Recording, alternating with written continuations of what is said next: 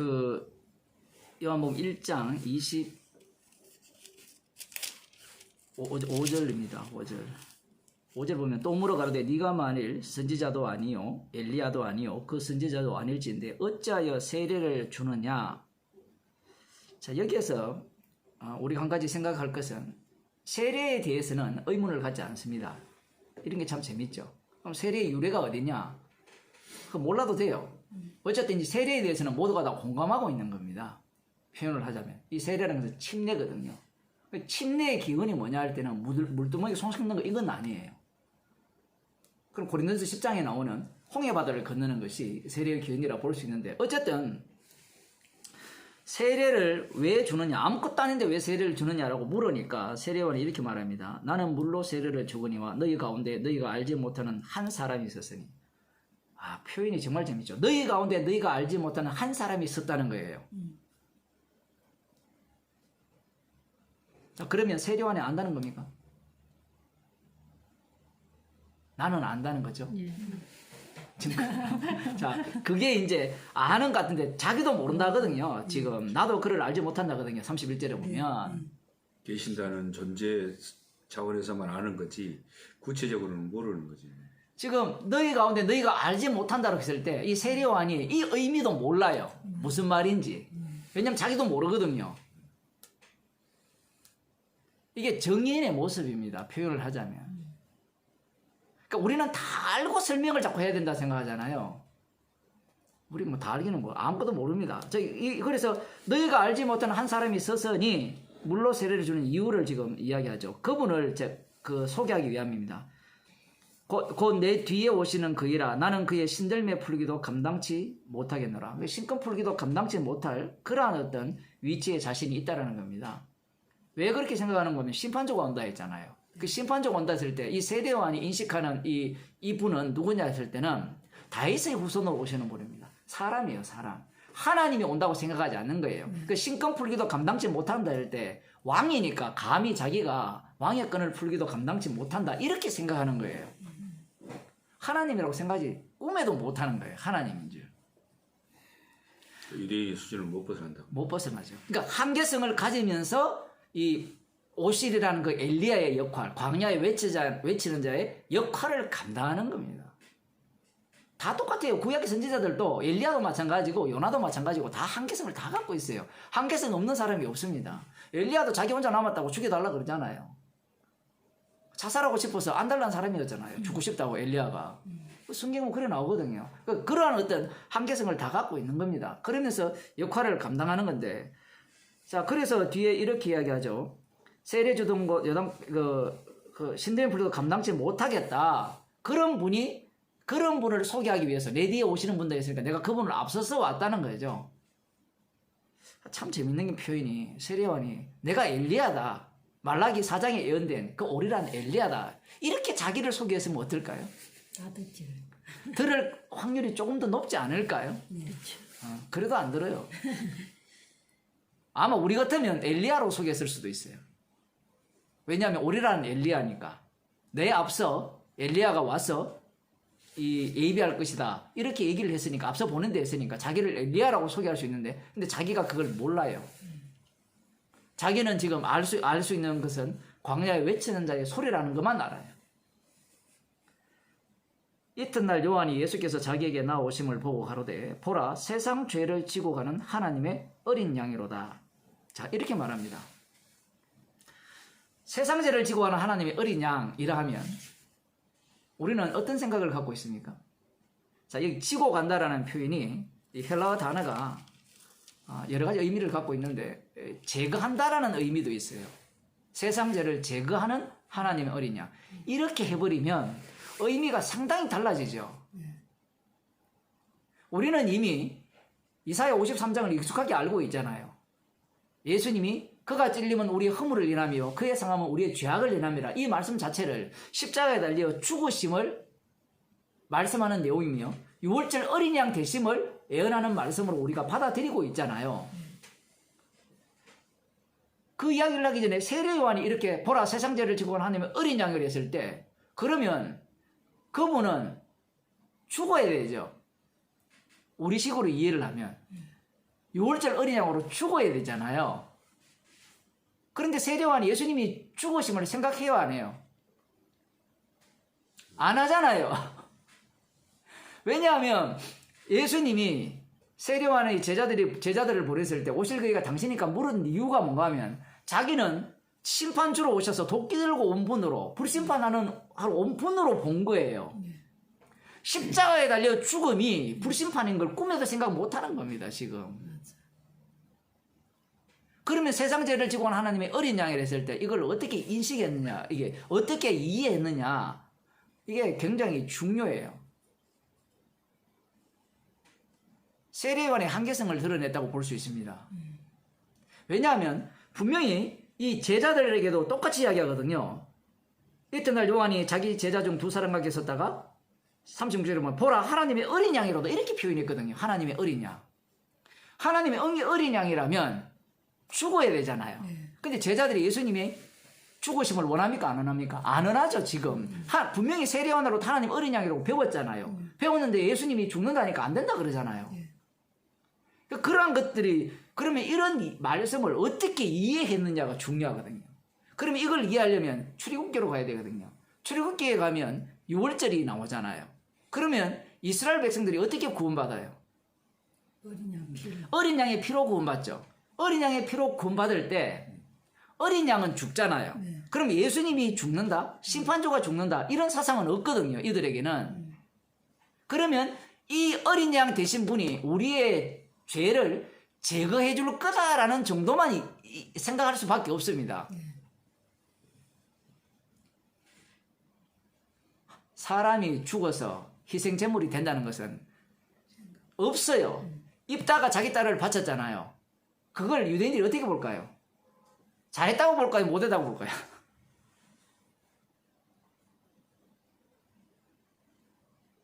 이삭을 바치려 했을 때 이삭을 바치를 흉내내는 데잖아요. 그걸 진짜 바쳤다고 생각 안 하잖아요. 근데 진짜 바친 거거든요. 진짜 잡았다고요.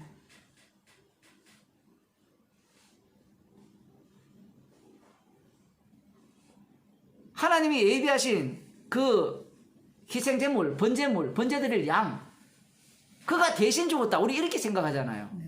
그런데 이 아브라함이 이삭과 함께 모리아산에 갔다 올 때는 이 생각이 완전히 바뀌어버립니다.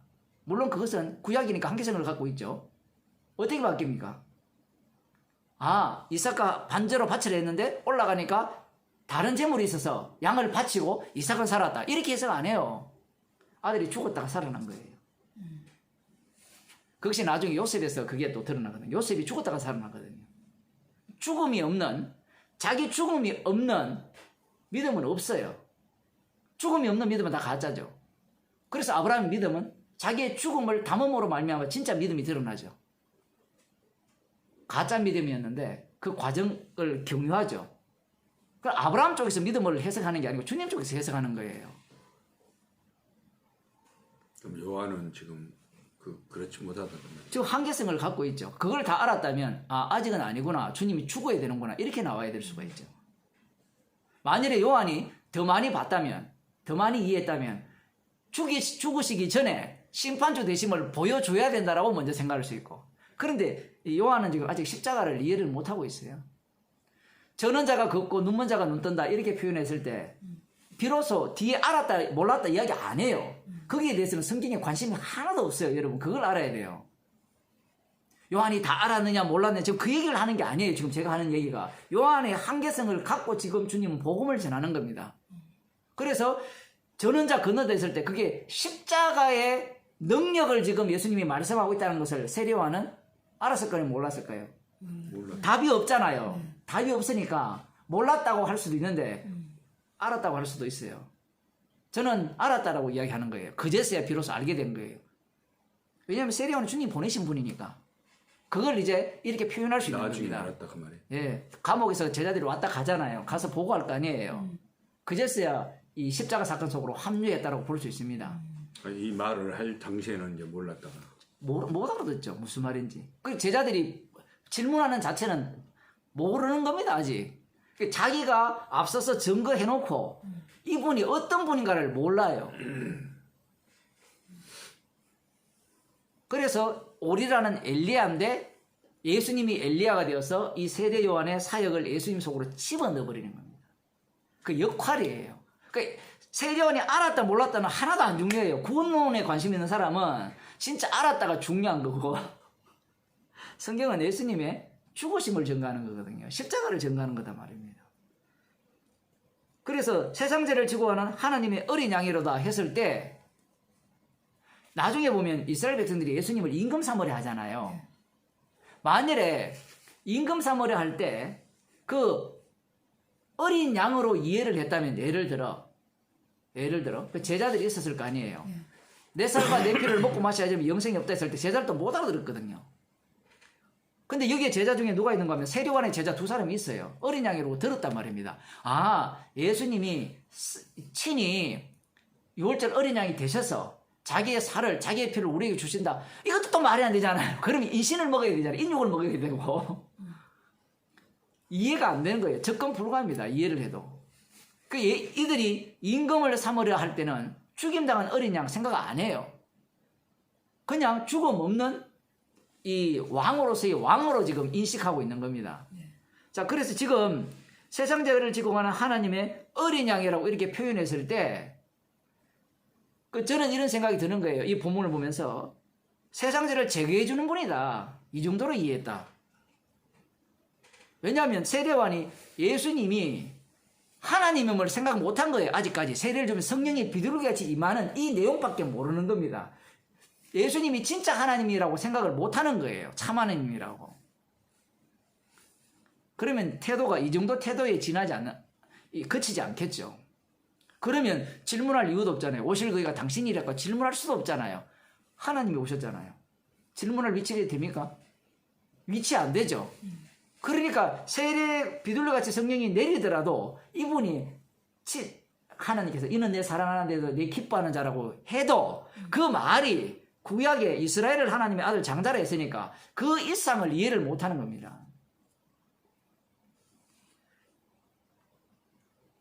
세상 죄를 지고 가는 하나님의 어린 양이라 이 얘기를 제가 왜 하는가 하면 사람들은 이 말씀을 어떻게 이해하는가 하면 방금 세례요한처럼 예수님 안 죽고 구원하는 식으로도 얘기하지만 우리는 이미 다 죽으심을 다 알고 있잖아요. 십자가에 못 박혀 죽으심을 알고 있기 때문에 이 말씀을 듣게 되면 세상 죄를 지고 가는 하나님의 어린 양이다. 그래서 아까 제거한다라는 표현을 했잖아요.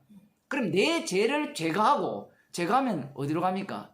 천국에 넣어주잖아요. 천국에 넣어주는 예수로 이해한다는 겁니다. 오늘날 교인들이.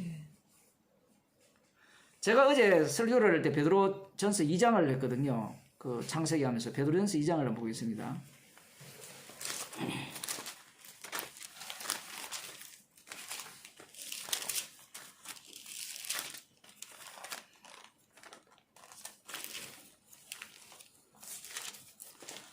이 장 9절에 보면 오직 너희는 택하신 족속이요 왕같은 제사장이 되리요 거룩한 나라요 그의 소유된 백성이니 이는 너희를 어두운 데서 불러내어 그의 기이한 빛에 들어가게 하신 자의 아름다운 덕을 선전하게 하려 하심이라.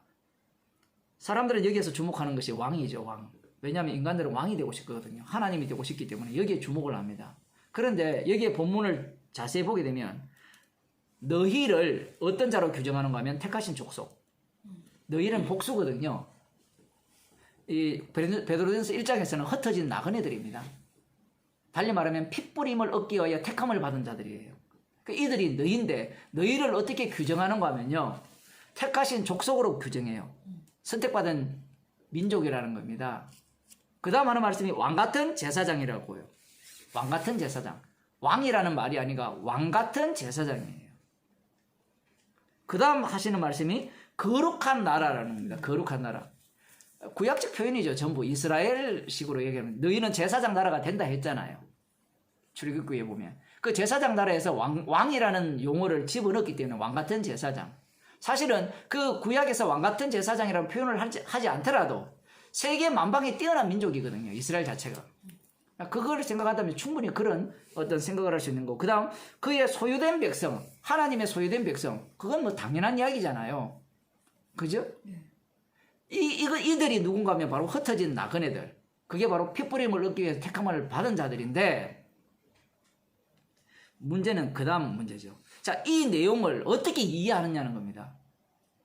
그럼 우리는 그 택하신 족속이고 왕 같은 제사장이고 우리는 거룩한 나라고 그의 소유된 백성이다. 이 얘기하라고 지금 이 말씀을 하시는 거예요? 뒤에 나오잖아요. 뒤에 무슨 말씀을 하십니까? 너희를 어두운 데서 불러내어 그의 기이한 빛에 들어가게 하신 자의 아름다운 덕. 사망에서 생명으로 옮기신 분의 아름다운 덕을 선전케 하기 위한 거룩한 나라요, 택하신 족속이요, 왕같은 제사장이요. 지금 이 말씀을 하는 거예요. 그러면 어두운 데서 불러내어 그의 기이한 빛, 그러니까 사망에서 생명으로 옮기신 그 덕을 선전케 하기 위한 나라라는 겁니다. 그러면 그 덕의 내용이 뭐예요? 십자가잖아요. 어두움에서 기이한 빛으로 어떻게 옮겼어요? 십자가의 피로 옮겼죠. 그 피공로를 자랑하기 위한 택하신 족속이요, 왕같은 제사장이요, 거룩한 나라요, 그의 소유된 백성이라는 겁니다. 그러면 그 피를 자랑하려면 흩어진 나그네들은 어떤 자가 돼야 돼요? 죄인이 돼야 돼요. 핏부림을 얻기 위해 택함을 받아야 되잖아요. 이 말씀도 되게 어려워요. 베드로전서 1장 1절에 보면, 2절에 보면 성령의 거룩하게 하심으로 순종함과 예수 그리스도의 핏부림을 얻기 위하여 택하심을 입은 자들에게 편지하노니. 이미 핏부림을 입었는데 얻기 위하여 택하심을 입었다 이렇게 표현하잖아요. 그럼 이건 창세전에 택했다 이런 이야기입니까? 이게 재밌죠? 이미 핏부림을 받은 택한 자들 이렇게 이야기를 해야 되는데 핏부림을 얻기 위하여 택하심을 입었다 이잖아요. 핏부림을 입은 택함을 입은 너희들 이렇게 표현하지 않아요. 우리들이 갖고 있는 신학적 논리는 이미 핏부림을 다 받았는데 무슨 소리 하느냐. 핏부림이 계속 된다는 얘기입니다. 핏부림을 전가하기 위한 죄인으로서 살아가는 자가 흩어진 나그네들, 성도들이라는 얘기예요. 어두운 데서 불러내어 기이한 빛에 들어가게 하신 그 덕을 선전케 하기 위한 성도라는 겁니다. 그렇게 되려면 죄인이 돼야 되죠. 그래야 핏부림이 계속 주어질 거 아니에요. 그런 자를 거룩한 나라, 택하신 백성, 하나님의 소유된 자들, 그리고 왕같은 제사장이라죠. 그럼 그걸로 끝입니까? 아니죠. 왕같은 제사장이란 말은, 제사장은 특징이 뭐예요? 자기의 죽음으로 무엇을 보여줍니까? 타인의 죄가 사해진다는 걸 보여주는 역할을 했죠. 왕같은 제사장이 예수님이죠. 왕이고 제사장을 보는 예수님이잖아요. 그의 죽으심으로 죄를 용서했잖아요. 그러면 성도가 왕같은 제사장이 되려면 우리 산자가 항상 죽음의 능구용은 예수의 생명이 우리 죽을 육체에 나타내게 하려 합니다. 이 원리가 그대로 적용되는 거예요. 목사님, 핏부림을 얻기 위해서 택함을 입었으니까 죄인만 되면 되네요. 거기까지는 기분이 되게 좋거든요. 맞죠? 죄인만 되면 핏부림을 얻죠. 근데 그 다음 나오는 게 뭐예요? 죄인이 되었으니까 그 죄인이 뭘 자랑해요? 어두운 데서 불러내어 기이한 빛에 들어간 그 덕을 자랑하죠. 피를 자랑하잖아요. 피를 자랑하니까 그 사람이 왕같은 제사장의 기능을 하게 되는 거예요. 예수님이 그 안에 살리기 때문에. 그러면 죽으라 얘기입니다. 살아라는 얘기가 아니라. 세상 죄를 지고 하나님 어린 양이 나오면 사람들이, 야, 드디어 우리가 구원받을 때가 왔구나. 이제 드디어 메시아가 왔구나. 이제 살았구나. 말은 맞아요. 말은 사망에서 생명으로 옮기는 것은 맞아요. 산 건 맞죠. 그런데 그것이 이 땅에서는 어떤 결과를 가져옵니까? 이 땅에서는 사망에서 생명으로 옮겨졌기 때문에, 아까 다니엘서 얘기할 때 돌이 날라와서 깬다고 할 때 누가 먼저 깨져버립니까? 돌이 먼저 깨져버리죠. 그죠? 사망에서 생명으로 옮기는 방식이 뭔가 하면 죽음이에요. 죽음. 아들의 죽음으로 사망의 생명을 옮기죠. 마찬가지예요. 택하신 족속이라니까 이제 나 살았네? 기이한 덕을 선전하게 하기 위함이니까 나 예수 믿고 본을 보여가지고 그 덕을 선전해야 되겠네? 그래서 복음을 전해야 되겠네? 사람들이 나를 보고 예수 믿게 해야 되겠네? 이런 생각을 갖게 되잖아요. 그게 다 악마적 발상이라는 겁니다. 흩어진 나그네들의 특징은 핏부림을 얻기 위해서 택함을 받은 자들이고 그들은 무엇을 하더라도 자기가 죄임을 알아요. 그게 어떻게 가능하냐? 성령께서 그렇게 인도하기 때문에 그래요. 성령 인도하심 없으면 자기가 죄인인지 몰라요.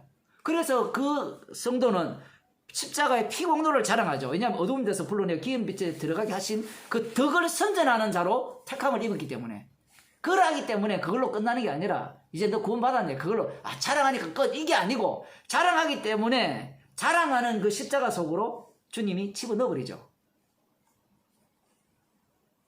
우리는 거기까지 가기 싫잖아요. 그죠? 세상 죄를 지으러 가는 하나님의 어린 양이라 했을 때 그래 저분은 6월절 어린 양으로서 죽어야 돼. 그러면 나는 제가 그래서 설교했잖아요. 어젠가 그 이삭이 묻잖아요. 아버지 불과 나무는 있는데 번제로 드릴 양은 어디 있습니까? 이렇게 물어요. 어제 제가 설교 제목이 그게 니다는 거예요. 니. 우리는 그걸 어떻게 보는가 하면 예수님이다 이렇게 보잖아요. 맞아요. 예수님이 맞는데 문제는 그 예수님의 제물 대심 속에 우리를 제물로 집어넣어버립니다. 사도 바울이 그 얘기를 하잖아요. 너희의 제물과 마지막에 내가 관제로 드릴지라도 내가 기뻐한다잖아요. 실제로 사도 바울은 자기니까 제물이 되는 거예요. 자기는 항상 어떤 노릇을 합니까? 너희는 왕노릇하고 우리는 뭐합니까? 종노릇 한다는 거예요. 제물 역할을 하는 겁니다.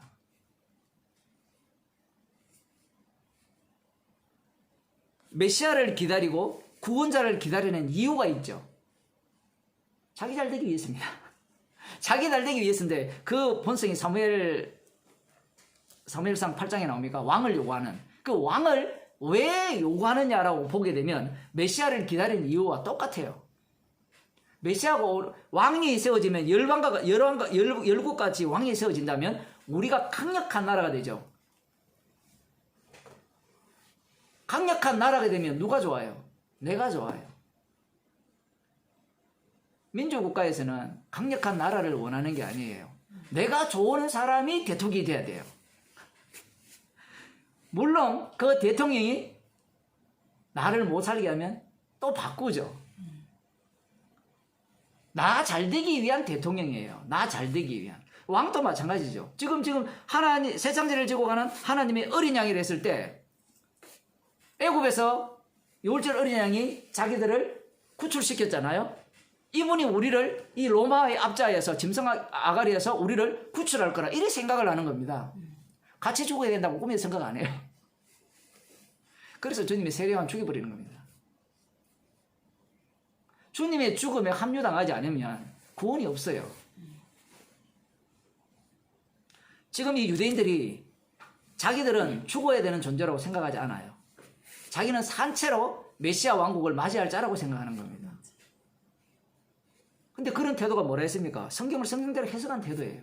똑같습니다. 세상죄를 지고 하는 어린 양 맞죠? 그건 누구나 다 아는 이야기입니다. 맞는데 그것을 사람들이 어떻게 바라보느냐 했을 때는 육으로 바라보기 때문에 이용해 먹으려고 하죠. 그 교회 오면 다 이용해 먹으려고 해요.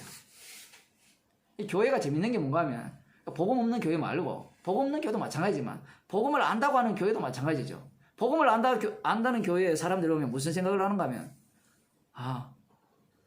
내가 죽어야 되겠구나 이렇게 오는 게 아니고 복음을 아는 사람이 왜 저래 이렇게 와요. 마음가짐 자체가. 우리는 못 벗어납니다. 그래서 책망을 당해야 되는 거예요.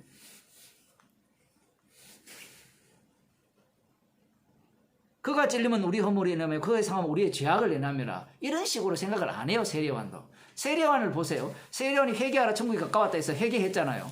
그럼 세례요한은 회개할 게 있습니까 없습니까? 자, 이 질문 안 해봅시다. 세례요한은 회개할 게 있어요 없어요?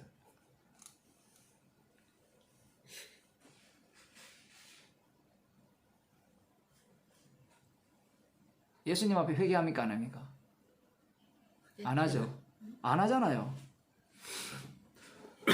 회개해라 해놓고 자기는 안 해. 자기 안 하죠. 왜 안 해요? 그게 세례요한의 한계성이에요. 자기가 죄인임을 몰라요. 그러면 세례요한은 누구의 사고방식을 갖고 있는 겁니까? 유대인들의 사고방식과 갖고 있으면서 그들과 약간 다른 괴를 갖고 있는 거예요. 그러니까 바리새인들 향해서 독사의 새끼들을 했을 때 그 독사의 새끼들의 외침 자체가 어떤 의미로 외치는지는 알 수가 없습니다. 어쨌든 물론 그 중에 흉내쟁이도 있었겠죠.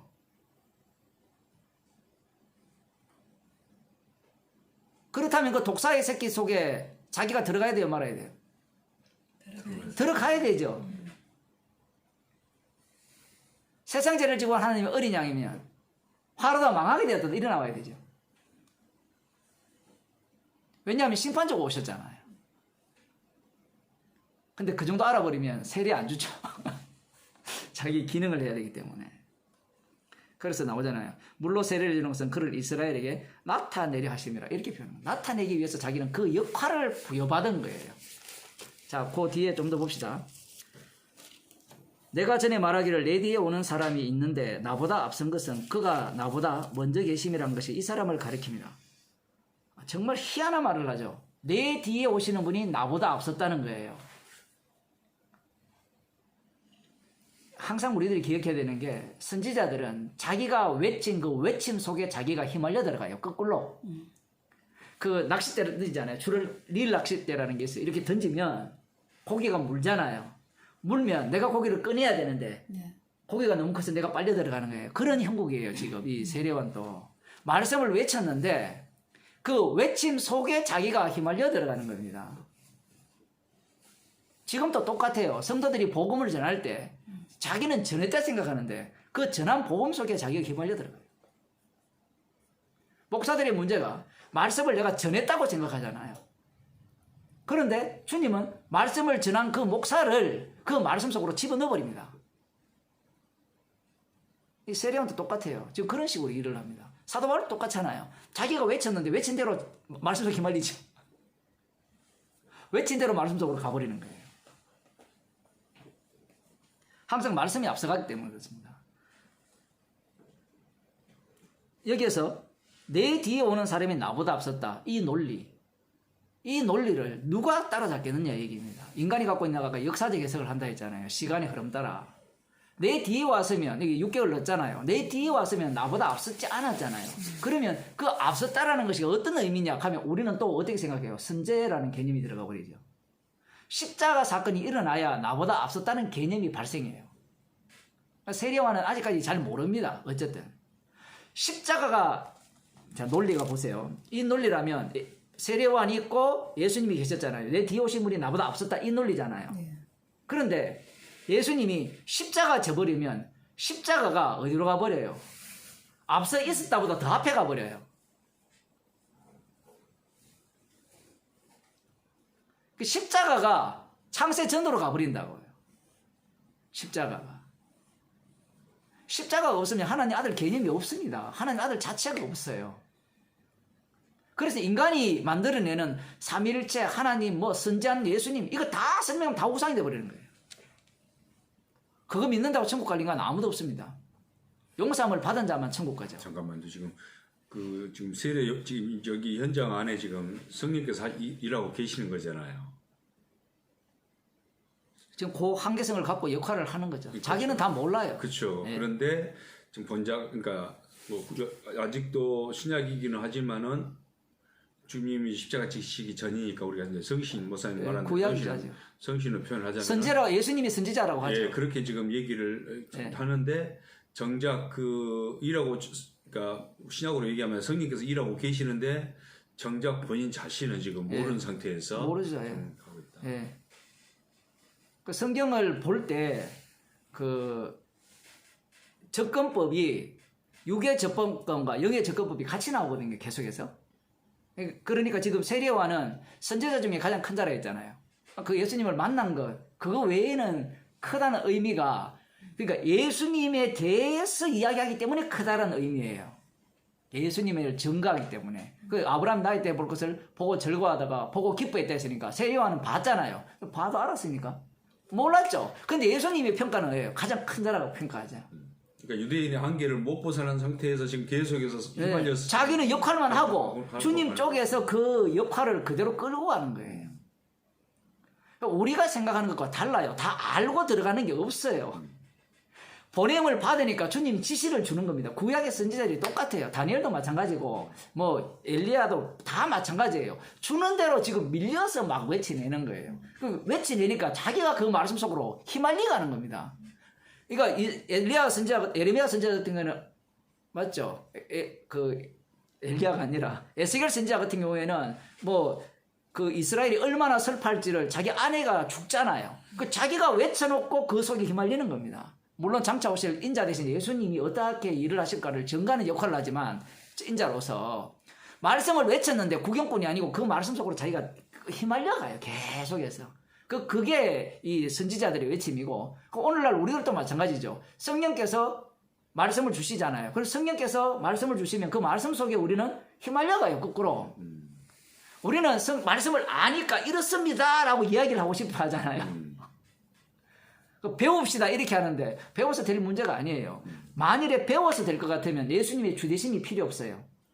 주님이라는 말은 홀로 북치고 장구치고 다 한다는 얘기예요. 그걸 증가하는 몸이 성도의 몸이에요. 그래서 성도가 백날, 목사가 백날 성경을 잘 알아도 소용이 없어요. 우리는 이제 이 성령이 오시면은 네. 이제 예를 들어서 신약이 우리라면은 성령이 오시면은 우리가 어떤 언행을 할 때 내가 성령을 받았기 때문에 그걸 알고 지금 이렇게 한다고 그런 인식을 가지고 있잖아요. 그렇죠. 그게 유대인들이 아까 이야기했잖아요. 선을 택하고 악을 택하지 말라. 여호와를 찾아라. 살려면 여호와를 찾아라. 이 말씀대로 이해한 결과가 뭔가 하면 자기들이 하나님의 자리에 가버리는 거거든요. 방금도 똑같아요. 성령을 받게 되면 땅끝까지를 내 증인이 되리라 했잖아요. 그럼 되면 되잖아요. 되리라에 인간들은 만족 못해요. 내가 해야 돼요.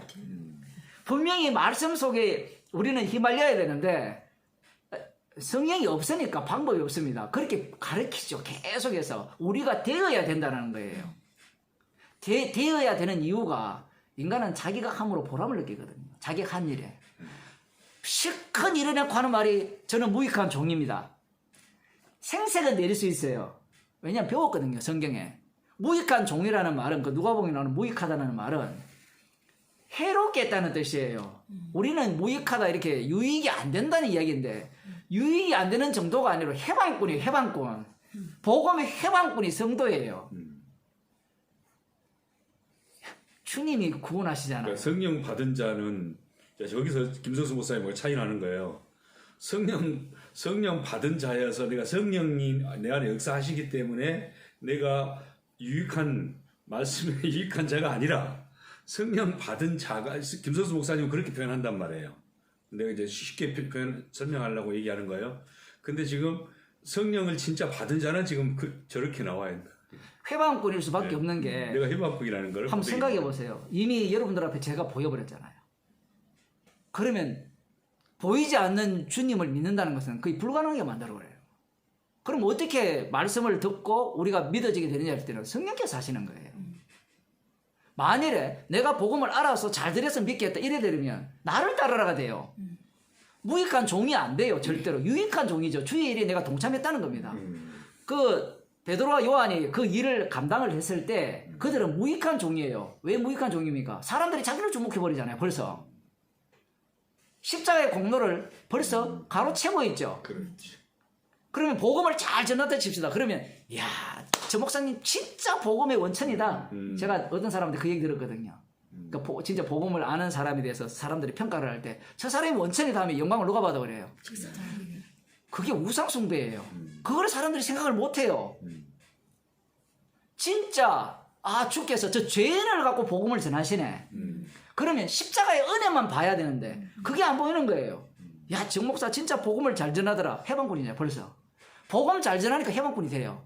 그러니까 그 고린도전서에 보면 나는 바울파, 아볼로파 뭐 나오잖아요. 나오는 이유가 있어요. 너무 복음을 잘 전했어요. 너무 잘 전하니까 성령이 날아가고 주님이 일하심이 날아가고 보이는 사람이 보이기 시작해요. 근데 그렇게 안 보고 저 사람 이제 하나님이 함께 하시니까 함께 하신다고 보죠. 그렇게 보는 어떤 분이 헌금을 예를 들어 한 400만 원을 했어요.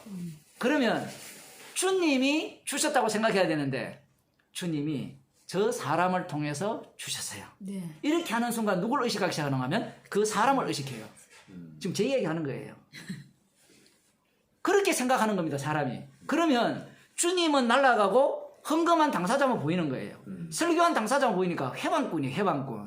그러니까 헌금한 죄인이 되는 거예요. 설교한 죄인이 되고 복음 전한 죄인이 되고. 이런 걸 사람들이 이미 선악과를 먹기 때문에 알 수가 없죠. 또 가르쳐주면 한 수 배워요. 배워가지고 또 나는 해방꾼입니다. 그러니까 나를 또 또 유익한 종입니다. 이래 나오거든요. 주님이 안 속아요. 왜냐하면 주님은 계속해서 십자가 복음으로 이게 때려버리기 때문에 때려버리면요 사람이 감당을 못해요. 한계성이 튀어나오거든요. 그래 말이야 나 복음 알아 이렇게 나와요. 나중에 십자가 알아 이렇게 나와버려요. 그 말은 내가 무슨 죄인이냐 얘기거든요.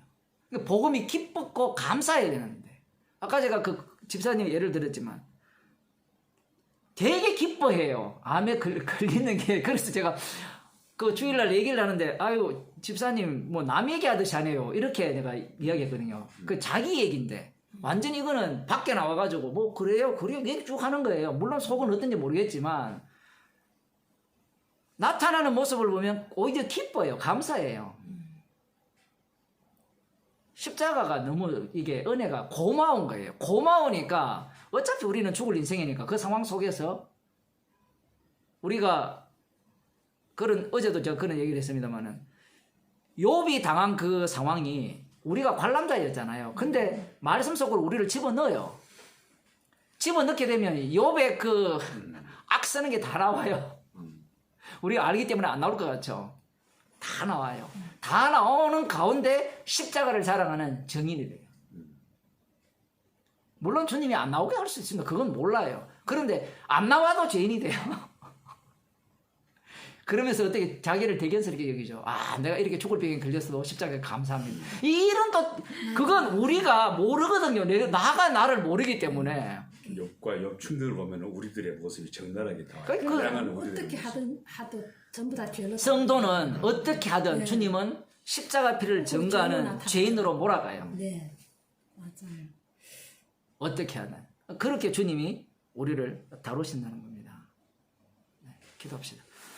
하나님 아버지, 주님이 다루시는 대로 십자가의 피만을 증거하면서 주님의 고난에 참여하는 것을 기쁘게 여기는 주의 백성이 되게 하옵소서. 예수님 이름으로 기도드리옵나이다. 아멘.